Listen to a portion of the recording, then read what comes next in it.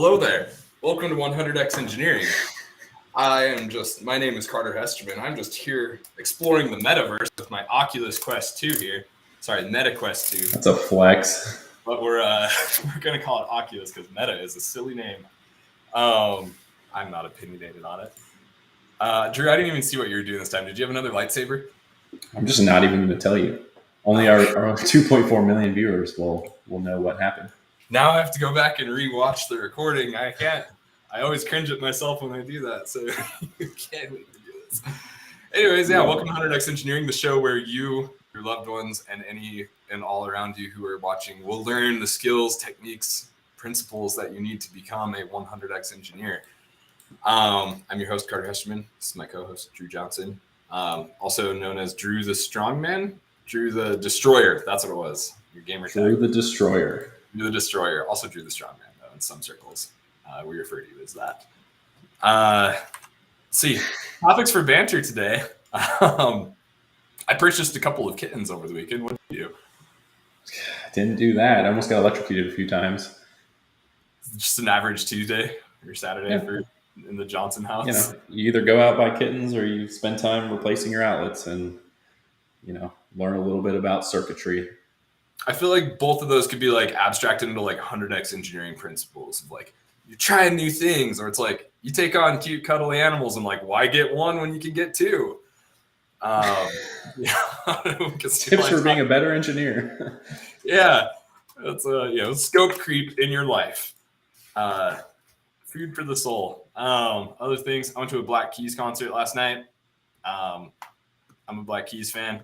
Pictures of your kittens pronto. Okay, Ashley, way to call my bluff. So I reserved the kittens. They're only a month old though, so I actually bring them home in a month from now. So they will actually make an appearance on the stream in one of my intros, I promise you. Because what's going to be more epic than the kittens around and stroking two cats on my lap, like a well-behaved cats. It'll be great. Anyways, Drew, I have on notes here to address our episode title. Do you want to address it? I think it's a hilarious title. Oh, thank you. Who would win in a fight, a senior or a staff engineer? It's very aggressive. It is very aggressive. Promoting a little bit of violence there. Yeah. Edgy. Gets you really thinking. Please let that be one of your intros. Oh, I already clarified that. That will be one of my intros on the show. It will be. He will do that for sure. Absolutely. They'll be small kittens, so they might have to be on my shoulders, and I have long hair, so we'll see. That'll be great. I'll have to have my wife or daughter on hold so I can just kind of throw them off screen when I'm done with them. Gently. Are you sure you're qualified to be a cat owner? No, I'm not sure, but I've done research, so we'll see. It's kind of an aggressive episode title. I was like, I don't know how I feel about this, but essentially what we're saying, I'll intro our guest here in a moment, is who would win a fight, Drew, a senior engineer, or a dear friend of mine that I will intro in a moment, who is a staff engineer at Divi, an excellent human being, a fantastic dungeon master, somebody I've had very mentally engaging conversations with, the founder of guilds at JupiterOne by inspiring me, my muse. Give a round of applause for Cody Pohl, the man, the myth, the legend. Cody, welcome. Hey, good to see you, Carter. Hey, Drew. Likewise, dude. I missed a bunch of stuff in the intro. Do you want to give a brief introduction to yourself? Fill any of the gaps I might have left. Tell us about yourself. I mean, I don't know how I can top everything that you said. I mean, the number one thing on my resume is, of course, that I am a dungeon master in our gaming group. It's actually what landed me the job at Divi. There's lots of bad ones out there. Yeah, so like you said, I work at Divi. I'm an engineer there. I've led a lot of our initiatives around service communication, eventing, Kafka-ish stuff. It's a good time and a good place.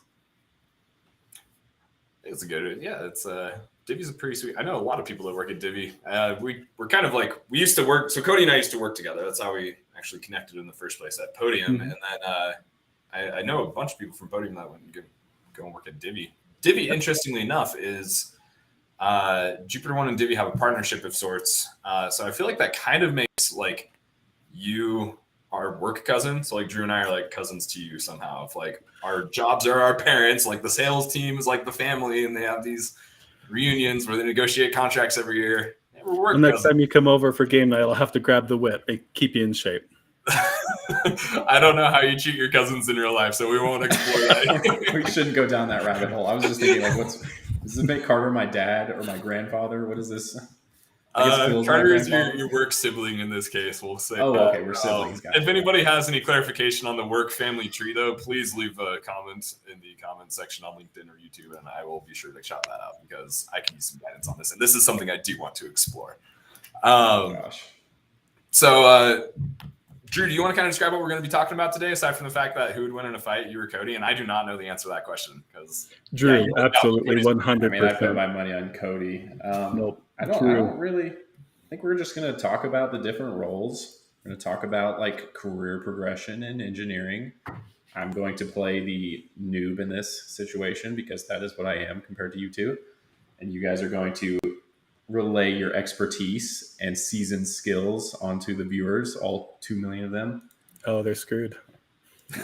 And then you say 2 and then million, we're it's 2.4 million, Drew. You got to get them. Oh, you're right. Well, people are still joining, Carter. It's not quite. Well, okay, but you're excluding 400,000 people there. He That's realized fine. how many of them were the Twitter bots Elon was complaining about. Very true. It's actually, so we actually don't stream on Twitter, but it's the Twitch bots. So I think that's fair. Yeah. So 400. And I almost spoiled our game that we're playing, but I know that's something you like to intro. I'll let you intro the game. You can intro the game, but Would do that I guess the topic though before we intro the game, so we want to talk about staff level engineering versus senior level engineering.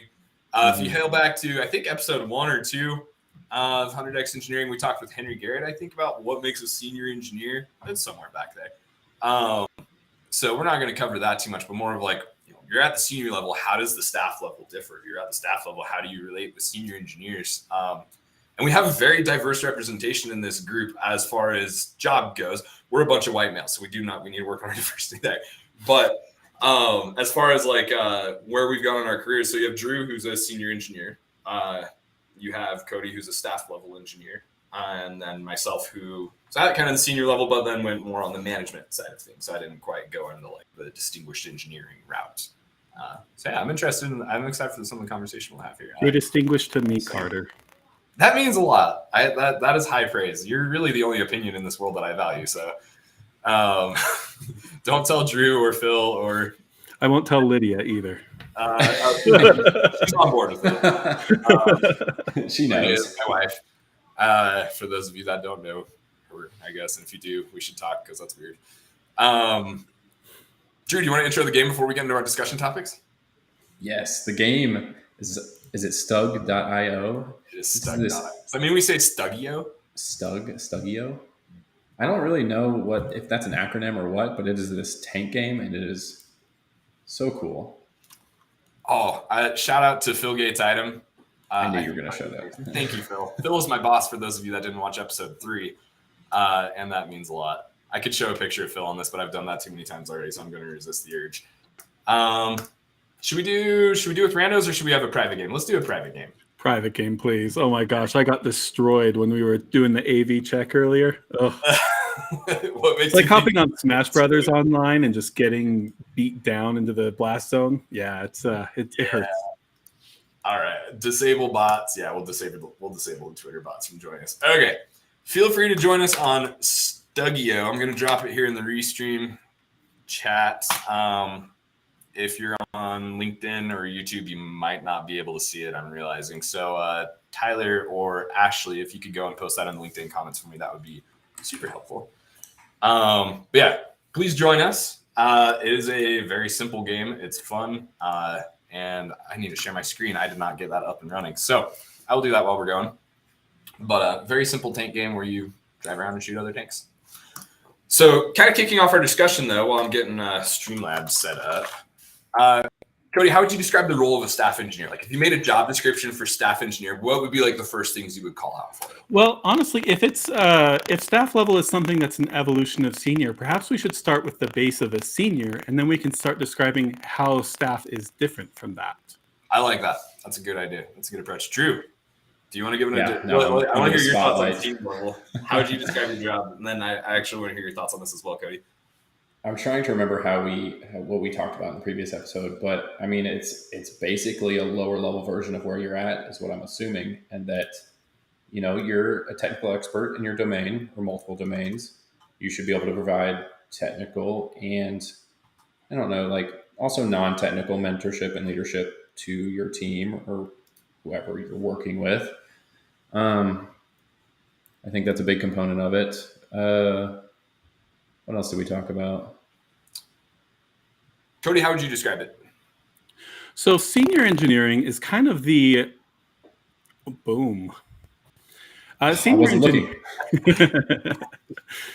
So senior engineering is the career level. It's a thing where if you stop doing anything, you can kind of just coast there for the rest of your career and you're good.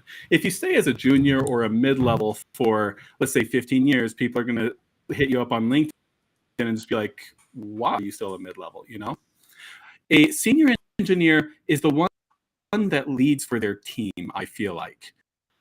They're the one who are able to take all the parts of your application and understand why they work together the way that they do.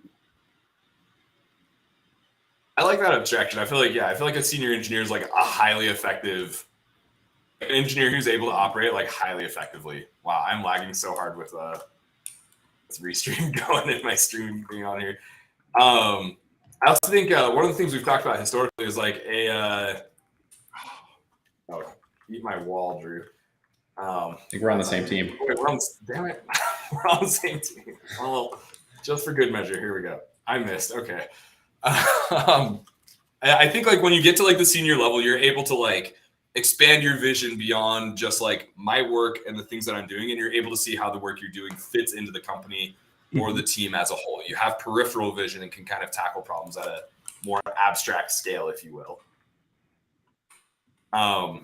Which I feel like that's actually like I can't remember which book I was reading. Might have been Elegant Puzzle by Will Larson, but it's saying like essentially like the higher you go up in your career, the more ambiguity you face, right? Like when you're a junior engineer, I need to give like very clear instructions to a junior engineer. But for like principal level engineers on our team or staff level engineers, I hope to be able to kind of plop them down in a place and say, okay, like you're a brilliant person. Add value. Tell me what you can do. Like, what do you want? Maybe that's bad management on my part. What do you think, Cody? So a junior engineer, let's think about this in progression. A junior engineer needs hand-holding for all of the things. A mid-level engineer should be able to do well-defined tasks without a whole lot of supervision. Typical things like, depending on what your company does, maybe a CRUD kind of work in your application. Writing queries, that kind of stuff.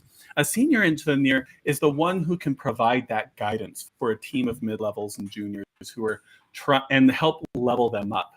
Now, if we step up beyond that team level, then we start getting into the staff engineer. A staff engineer might lead a department or a set of teams working together on a major project. They might be working on different projects. They might have the same manager or different managers, but the point is that the staff engineer is a domain expert beyond what you would expect from a senior. I mean, that's not too insightful. Of course, you want the staff engineer to be beyond a senior. That's why it's phrased as progression there. But like, oh man, tanks. My brain cannot hold. Was that you that we it's hard, isn't we it? just ganged up on? I think we just Yes, you two just saying it was a massacre there. Like describing the blood is on your hands now. nuances between staff level and senior level now. Let's go, Drew. Oh shoot. Carter, no. Shout out to whoever just got that good shot at me. I like that abstraction. Like, yeah, they're able to operate above the team level and they're more abstract. Or they're more of like have like a domain expertise. I think like the staff level engineers that we've hired at our company, and like they certainly like are experts in like a field, which I don't know, but would you say there's like staff level engineers who could be generalists, or like do you think the most effective place for a staff level engineer would be like in a given domain? So it depends. This great book about staff engineering by Will Larson called I can't remember the title, but the subtitle is Leadership Beyond the Management Track.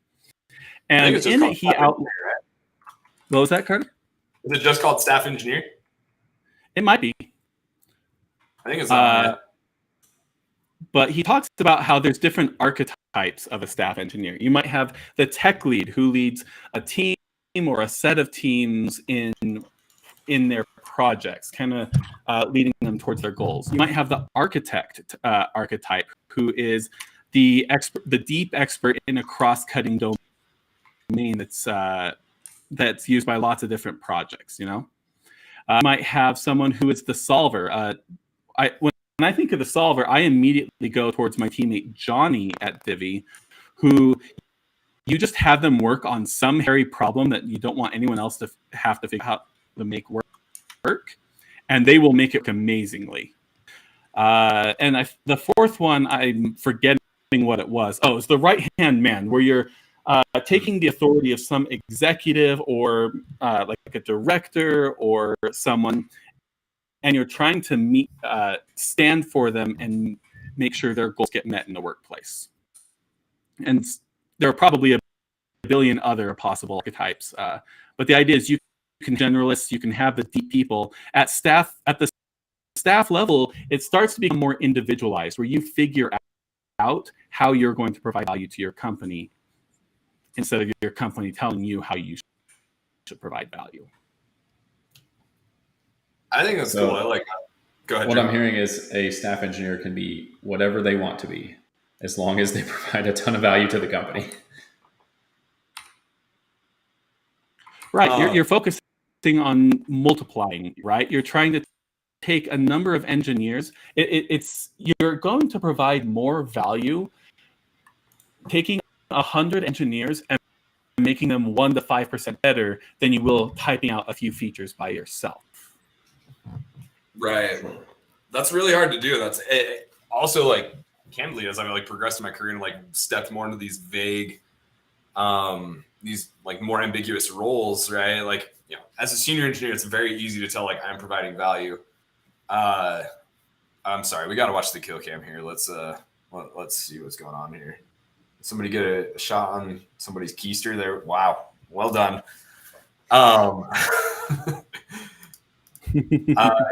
Yeah, in these more ambiguous roles, I've had a hard time. I was actually talking to Drew about this in my one-on-one today. I was like, Drew, am I a good manager? Do I provide value? And Drew was very nice about it, reassuring. But it's hard. You can track your output very easily as a junior engineer or a senior engineer, where it's I closed this ticket, I put up this many PRs, I provided this many story points this sprint. Mm-hmm. However you want to do it. Ashley has a good question in the chat here. Let me highlight this. How do you measure value to the company? So as a staff level engineer, for you, Cody, how do you measure the value that you provide?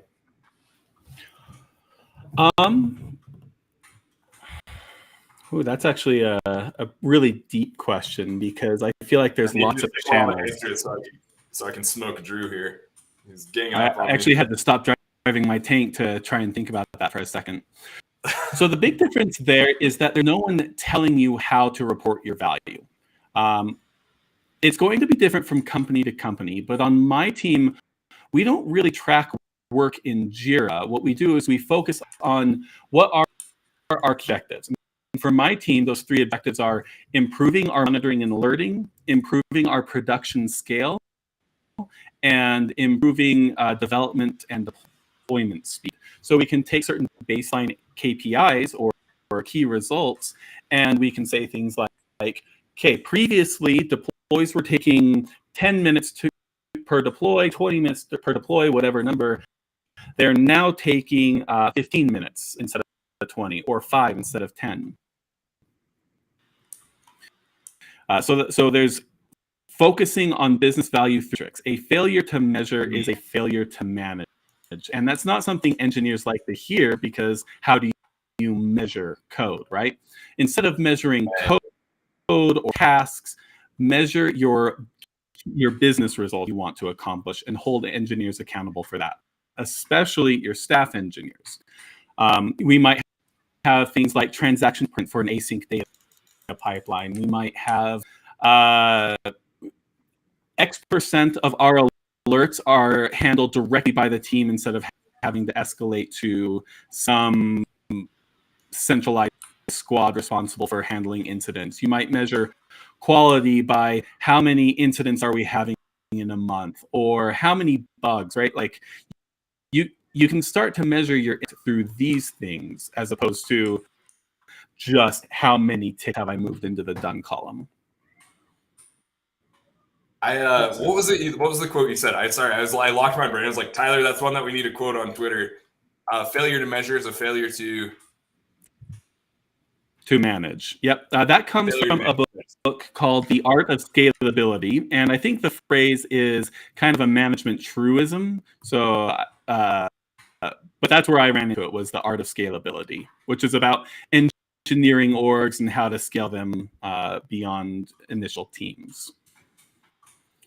I like that. I'm gonna give you credit for saying that. Like when we quote on Twitter, this is from Cody Pohl. Well, I have to pass it back to the people who actually did it. I won't plagiarize. I really like that though, and like the figuring out. I think Austin Kelleher is somebody we had on a previous episode. He's one of our principal engineers here, and we've chatted, not ad nauseum, but we chatted a lot about like measure what matters. Which I've never actually read it. Also, shout out to whoever just smoked Drew, because that's been a long time coming. That felt really good to see. You'll love to see it. Now time to go and get Phil. But yeah, I think that like a failure to measure is a failure to manage, but figuring out the correct thing to measure, like you can make up metrics. And that's the hard thing. So I think we could probably spend a whole separate episode discussing that. We've covered some ground on this in like a pretty brief amount of time, though. Kind of shifting gears a little bit of like how I guess that's redundant. My next question is be like how a staff engineer like fits into a team. We've talked about that a little bit, but also I think I just ricocheted a shot off of my side hole onto somebody else on my team. So I'm sorry, whoever that was. You'll take this bullet for me, I promise. Don't apologize for being awesome. Well, I died a second later. Phil got me, so I think that's him asserting his dominance as my boss. So, attributes of being an architect at JupiterOne, you have to be able to beat your directors at Stugio or Stug. Being a director, you have to. I mean, are you even an engineer if you can't beat your managers at games? It's true. It's true. So Drew is an excellent engineer. I'll tell you that right now. For the thought experiment of it, could you whoever just saved my ass, thank you. Could you theoretically have a team comprised of like staff level engineers? What problems or like benefits would you see from that? So I'll actually tell you a story from my time at Divi. I was on one of our product teams, and in the 6 to 9 months I was on that team, I don't think I merged a single thing related to that team. I was entirely devoted to other initiatives and things that were affecting league-wide. Now, obviously, this is not good for a number of reasons, because if not contributing to the team, that can hurt performance reviews, that can team look bad if things aren't being delivered quite as quickly. And so there was this tension I was experiencing between I have immediate needs I need to address, but also I need to be addressing things in our long-term technical strategy that are very much affecting the short-term work we were doing at the time. This was during a major project for the company in fall of 2020.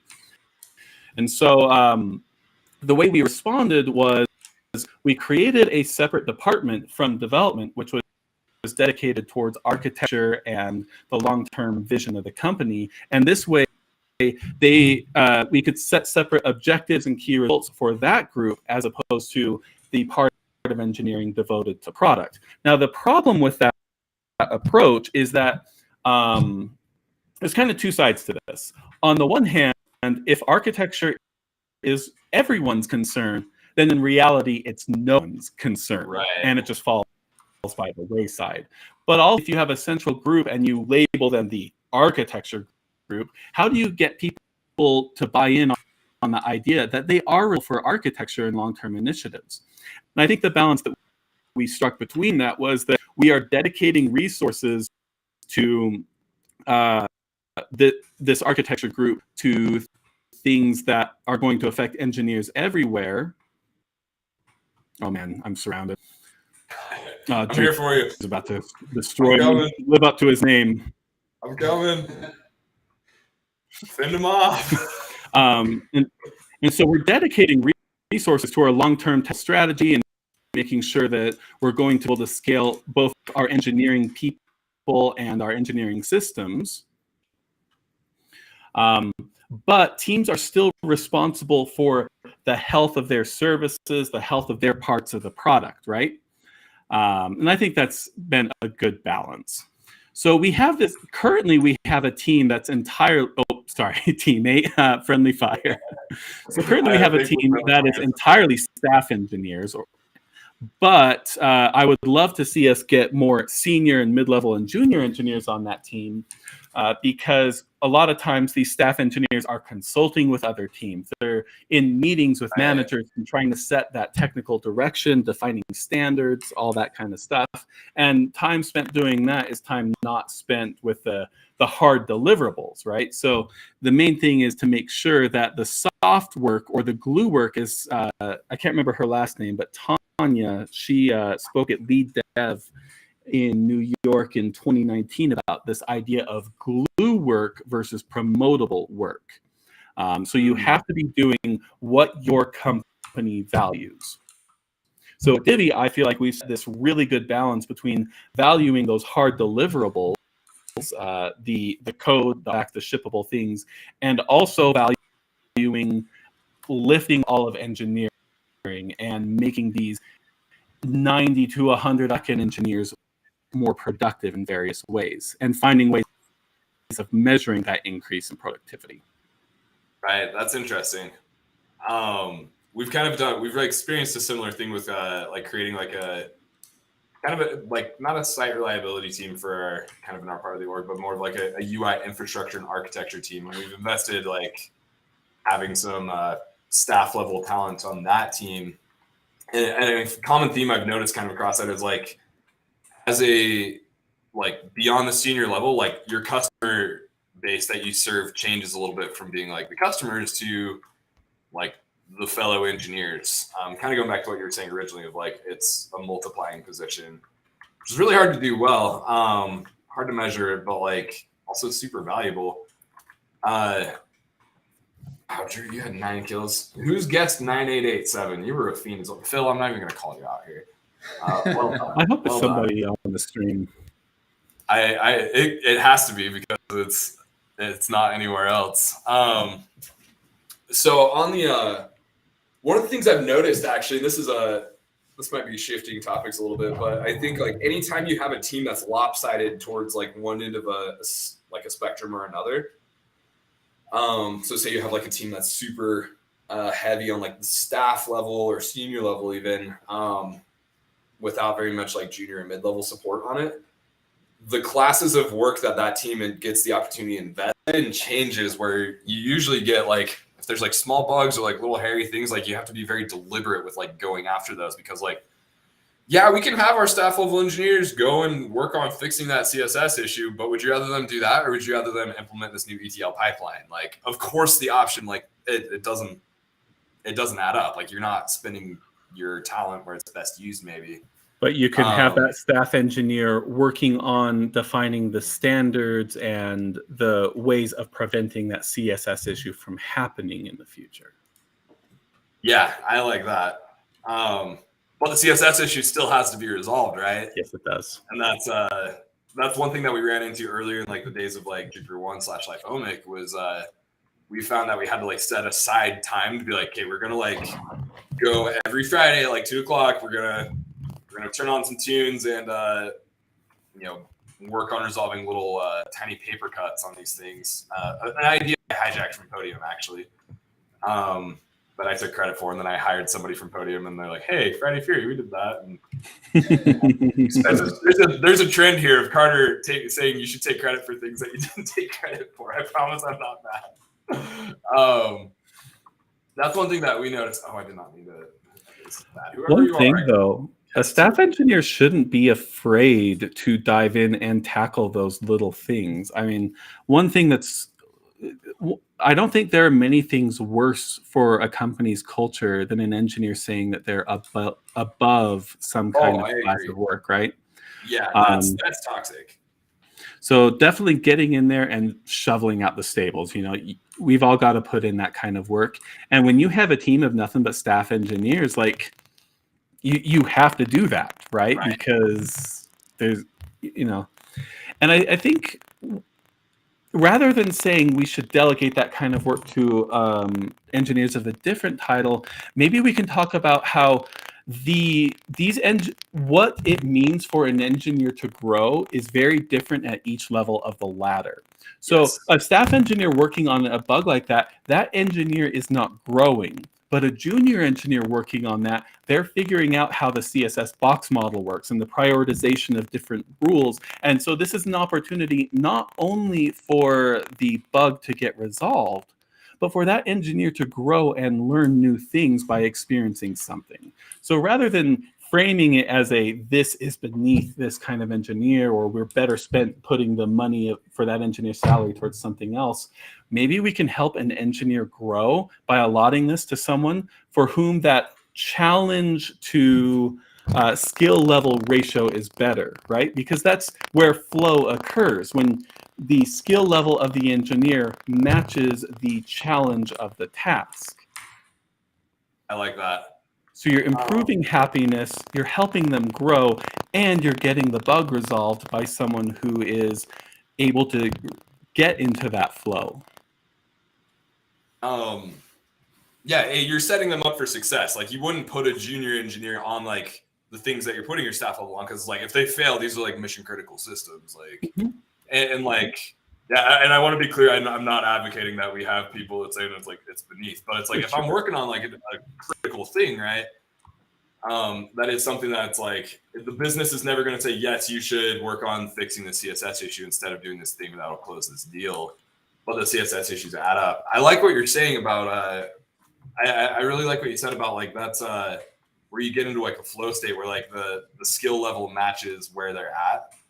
Like the difficulty matches like what they're looking for. Drew, you just treaded into dangerous waters here, dude. There's turrets that'll shoot at you.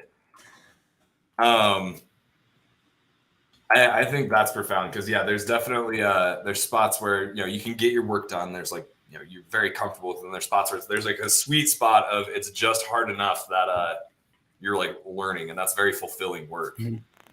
There's one engineer at Divi who comes to mind actually. She has recently switched teams and is acting a bit as a technical lead in a way that is stretching her for this new team. And she's had the opportunity to train in some of our guild meetings about topics that someone new to Elixir, which is the programming language we would use, someone new to Elixir would benefit from. And so this engineer who's growing isn't quite at a senior title yet, even though in a number of ways I think she's deserving of it. But now we're able to put her on a team where she's able to, number one, stretch herself, lift the team up around her in the process, and it's just good wins all around.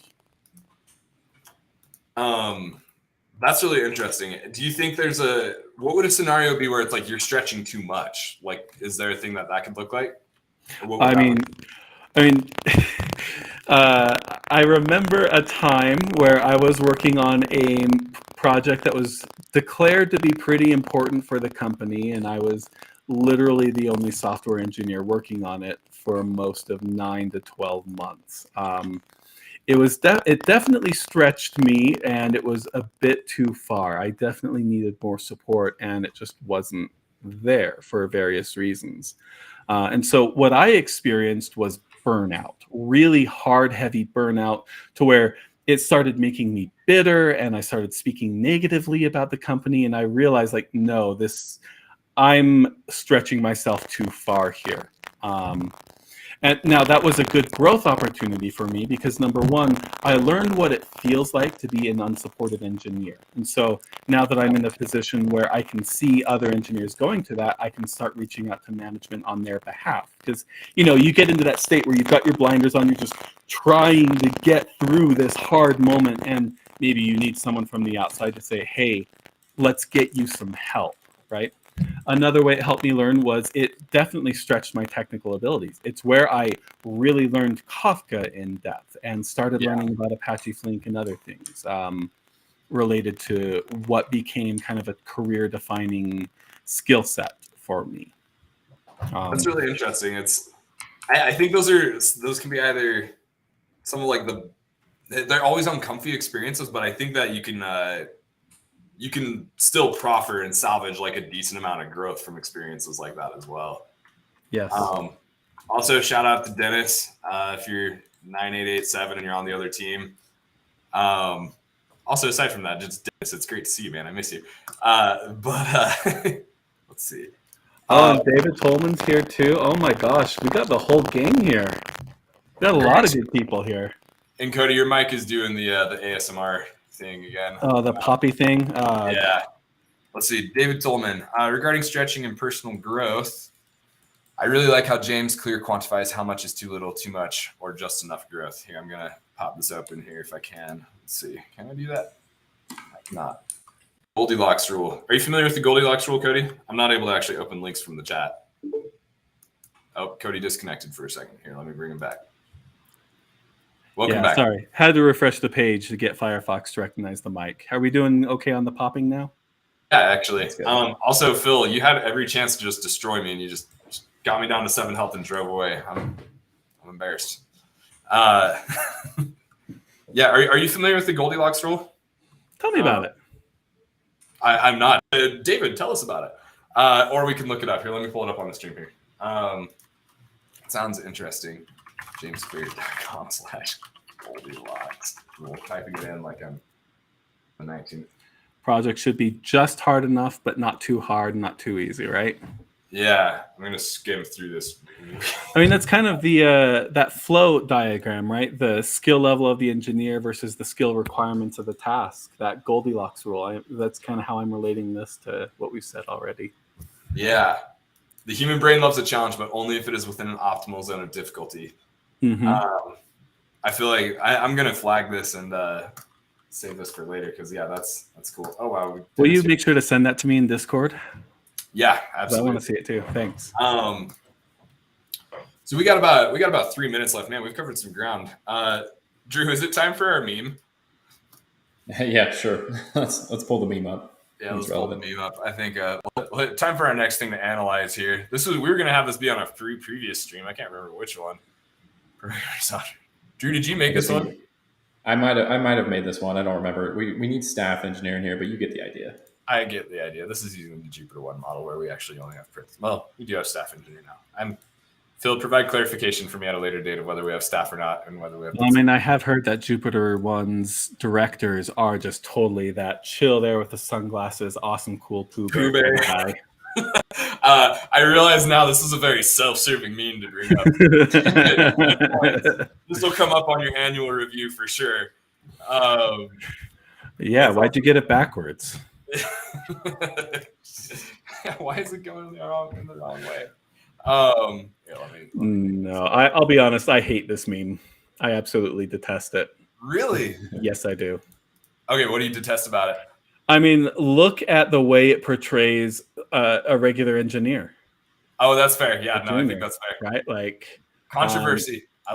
I thought you were saying you hate the Pooh Bear meme in general. Like, dude, the Pooh Bear one's my favorite. Like, no, that's fine. But this particular instance of a Pooh Bear, it's like, no, I actually don't like that. I am very much of the opinion that one of the things I love about Divi is that titles.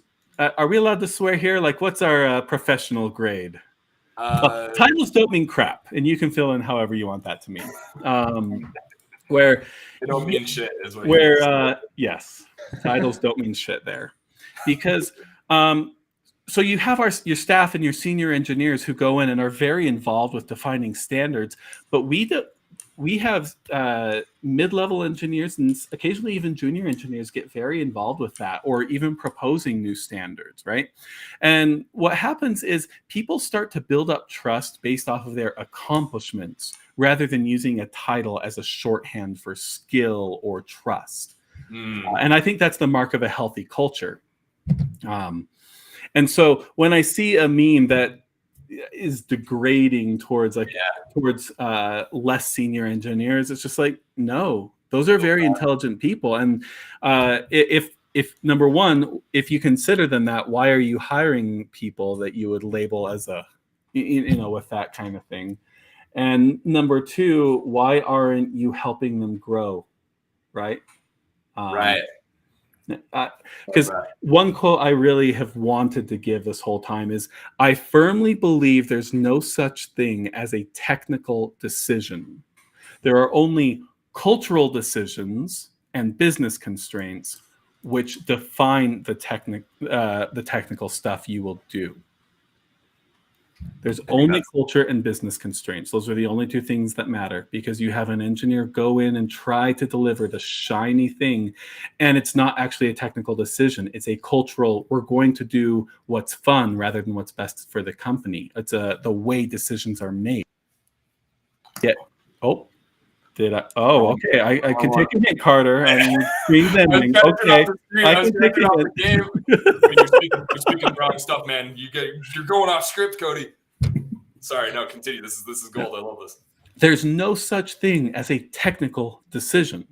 There's only the culture of how decisions get made, combined with the business constraints that those decisions are trying to solve. Man, I could pick that apart. I like that. I frequently tell people the most important part of like my job, and like probably is in this, like the most, like the biggest decision you make is like who you hire. And that impacts like every single other, that impacts your culture, that impacts like all the other like business constraints and everything that you like end up inheriting, I think. I like that. And to be clear to over 2.4 million viewers, that we do not actually believe at JupiterOne that programmers or software engineers are the derpy Pooh Bear. Drew, why do you have to be so hateful? I found the meme online. Excuse me. It's a meme because it's a joke, not because it's serious. Before we have our wrap up question. I won't go into that. You're getting me heated, Drew. I apologize my memes are always non-literal. I apologize. Before we step in that, anytime I see the Pooh Bear meme, I just like laugh to myself. My 2-year-old loves Pooh Bear, but she has like this giant doll of him, and she he says, "Oh bother," but she'll like throw him into the walls and like hit him around and like bang him on the ground and be like, "Oh bother, oh bother." It's like like I just like heard her saying it up there. I was like, "What's she doing?" And then she's just like hitting him on the head. So she's such a cutie. Cats, 2-year-olds, and Pooh Bear dolls are welcome in the comments. Please shout them out. Also Ash, the culture of how decisions are made. Solid topic for another episode. I completely agree. We're at time now, but Cody, kind of in closing, I was recently told you're not supposed to do this for good form on a podcast. And of course I have to publicly shit on that and say, we're going to do it because you're not supposed to do it. What I want to say is, Cody, say I'm a principal, I'm a senior level engineer. I'm looking to make the jump into like the staff level or something. Like, what would you do? I kind of also just want to like adopt the format and be like, Cody, say something profound. It's the last like 30 seconds of the episode. I think the key thing, if you want to make the jump from senior to staff, number one, it's going to vary from company to company. But the most solid advice I can give is to straddle that line between the hard skills that got you to be a senior engineer and the soft skills that management depends on. Because if you're going to have influence and gain the trust of the company to have that wider influence on deeper subjects that can have more impact, you have to be able to communicate. You have to be able to build buy-in. You have to be able to lead across teams. And that the solid technical skills are just table stakes at that point, right? They have to be deeper. They have to be solid. But what's really going to set you apart is being able to sit down. If you want people to make room for you at the table, the decision-making table, you have to be someone who's going to lift the team around you. It's not enough to just be right or think you're right. You have to be able to convince people, build buy-in, and spread your influence in order to get that extra level of trust. Wise words, Cody. Thank you so much. Cody, thank you for joining us on the stream today. Everybody give Cody a round of applause. Thank you. Thank you. Drew and I. We appreciate all your time, and we'll talk to you next time. Have a good one. See ya. I've got like 3 people just like blasting my tank right now, and Phil, the vigilant defender, is here helping me. So thank you, Phil. I take back all the hurtful things I said in the last round. I wonder you're on the enemy team, so I'm gonna blast you as well. I think that game's hard to play and talk at the same time, but I think it actually It's very hard. I mean, I was very focused on the game and also out of my depths in this conversation, so I was just absorbing what you guys are saying and destroying your tanks in the process. You were doing that. Still doing it. Very insightful conversation. I'm happy I barely contributed. I agree. To all our viewers from non-JupiterOne, like, thank you for joining us. From all the people on JupiterOne joining us, I guess I will thank you as well for joining us. When's our next episode? It is, I'll answer this time. It's MM/DD. I believe it's July 26th is the next one, 2 weeks from today. Surprise. Yeah. Joining us next time, I'm frequently asked, Carter, who's joining us on the next episode or in the one after that? But nay, you assume I have planned out that far. But that's actually... that is not true this time. So we'll be having Patrick Morgan join us next time. Patrick is our principal UX engineer, principal UX designer. He's a UX person on our team who is highly influential and has affected JupiterOne's growth in a large way. So he'll be joining us. We'll be talking about some interesting things there. So if you're interested in what it's like to make a design library or how to gain actually like a surprisingly large Twitter following, these are things that you can ask Patrick about in our next call, in our next live stream. Anything else before we drop, Drew? Think of anything else? No. I think that's it. So is it time to roll with the credits? Should we do it?